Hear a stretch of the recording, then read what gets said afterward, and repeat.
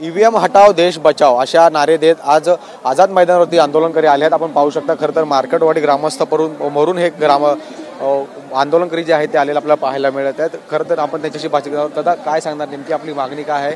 EVM हटाव देश बचावचे नारे देत आपण आज आंदोलन करता आझाद मैदानावरती, काय तुमची नेमकी भूमिका? खरं तर मी महाराष्ट्रातील व संपूर्ण भारत देशातील जनतेला आव्हान करतो की लोकशाही जिवंत राहिली पाहिजे आणि त्या उद्देशाने आम्ही विधानसभेच्या वेळेस आमच्या गावात जे मतदान झालं त्याच्याबद्दल आमच्या संपूर्ण गावकऱ्याला शंका होती की हे मतदान निश्चितपणानं बोगस झालेलं आहे आणि त्यानंतर आम्ही ग्रामस्थांनी मीडिया ही तिसरा आधारस्तंभ आहे त्यांच्या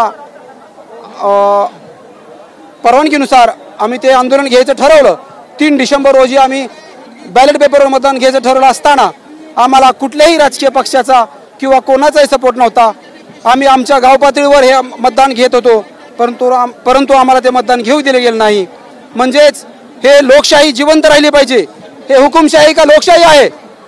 त्या अनुषंगाने आम्ही सर्वांनी मिळून ठरवलं की बॅलेट पेपरवर मतदान घ्यायचं आणि तरीसुद्धा आम्हाला प्रशासनानं ह्याची परवानगी दिली नाही आणि त्यानंतर आम्ही थेट विधानभवनावर आंदोलन केलं होतं आणि आता नंतर आझाद मैदानामध्ये आम्ही आंदोलन करतोय। याची लवकरात लवकर दखल घेतली जावी, नाहीतर आम्ही आत्मदहनाचा इशारा करत आहे। एवढंच ग्रामस्थाच्या व संपूर्ण महाराष्ट्रातील जनतेच्या वतीनं मी आव्हान करतो। नक्कीच आपली मागणी काय असणार आहे? कारण की आज आझाद मैदानावरती तुम्हाला यावं लागते, काय तुमची? आमची मागणी आहे की ईव्हीएम हटाव, बॅलेट पेपरवर मतदान घ्या आणि आमच्या गावातनं कमीत कमी 100 ते 150 लोक आज येणार होते इथं।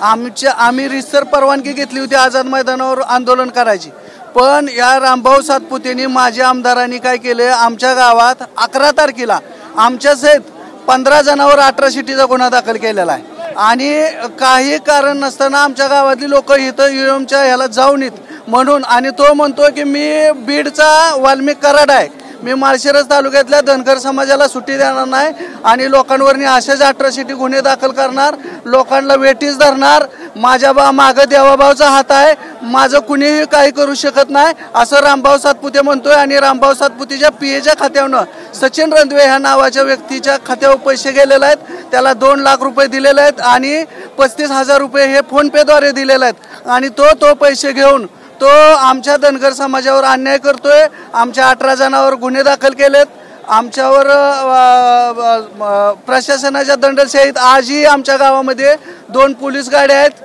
त्याच्यामुळं ह्याची दखल घ्यावी रामभाऊ सातपुते, देवाभाऊनी दखल घ्यावी रामभाऊ सातपुतेची आणि माळशिरस तालुक्याला वाचवावं। अधिक दुसरी गोष्ट ईव्हीएम वाचलं पाहिजे, देश वाचला पाहिजे। ह्यांना ईव्हीएम संदर्भात ह्यांना काय अडचण आहे बॅलेट पेपरवर मतदान घ्यायची? ह्यांच्या जर अंगात दोष नाही, ईव्हीएम जर क्लिअर आहे तर ह्यांनी बॅलेट पेपरवर मतदान घ्यायला ह्यांना अडचणच काय? ते म्हणतात की काँग्रेसच्या काळात आलं, ह्याच्या काळात आलं, तुम्ही करा ना। तुम्ही आतापर्यंत काँग्रेसनं जे आणलं ते तुम्ही मोडीत काढले, मग ईव्हीएमच का तुम्ही काँग्रेसनं आणलेलं चालवताय? चालवू नका। आणि आमचं म्हणणं आहे की संजय राऊत साहेब असतील, पुन्हा उद्धव ठाकरे साहेब असतील, राज ठाकरे साहेब असतील, यांनी आमच्या गावाला आम्हाला सपोर्ट करावा, ईव्हीएमचं आंदोलन अतिशय तीव्र करावं आणि बाकीच्या पक्षाने हे पक्ष बाकीचे का गप असतात? संजय राऊत म्हणले मी मार्कडवाडीला येणार आहे, राहुल गांधी म्हणले मी मार्कडवाडीला येणार, काय येत नाहीत हे लोक? म्हणजे मला म्हणायचं आहे की मार्कडवाडी जे करते आंदोलन, आम्ही आमच्यासाठी आंदोलन करत नाही, आमचं लोकशाही जिवंत राहिली पाहिजे।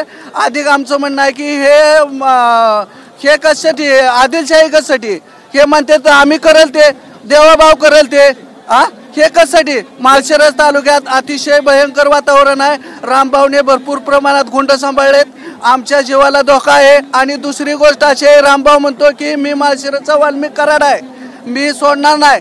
माझं धनगर समाजाला आव्हान आहे, महाराष्ट्रातल्या धनगर समाजाला आव्हान आहे, ईव्हीएमचा तर मुद्दा आपण लावून धरायचाच आहे, पण ह्या अशा लोकांना सुट्टी द्यायची नाही। त्यांना इथनं पुढच्या येणाऱ्या निवडणुकीत रामभाऊची जागा माळशिरस तालुका दावल आणि महाराष्ट्रात आम्ही इथनं पुढे ईव्हीएमचं आंदोलन चालू ठेवणार आहे। प्रत्येक गावागावातनं तहसील कार्यालयावर आम्ही आंदोलन चालू ठेवणार आहे।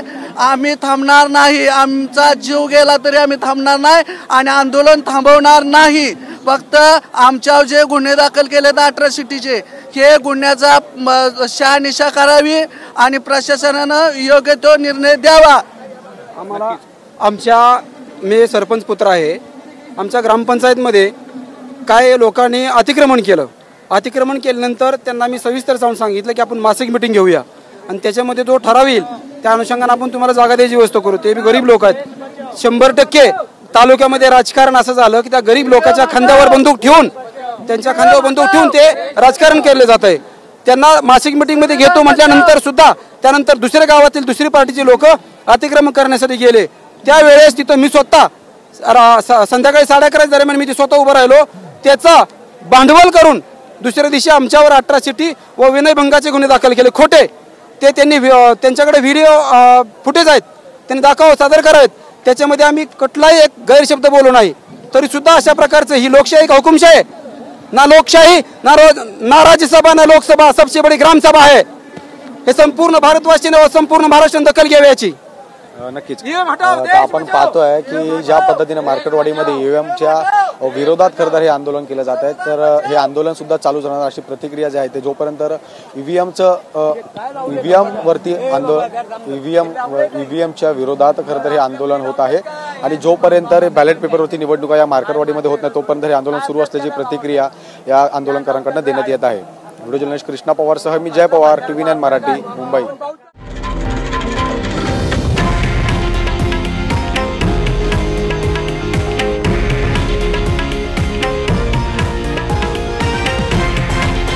हे आहे देशातील नंबर 1 न्यूज नेटवर्क आणि आपण पाहत आहात TV9 मराठी, एकमेव.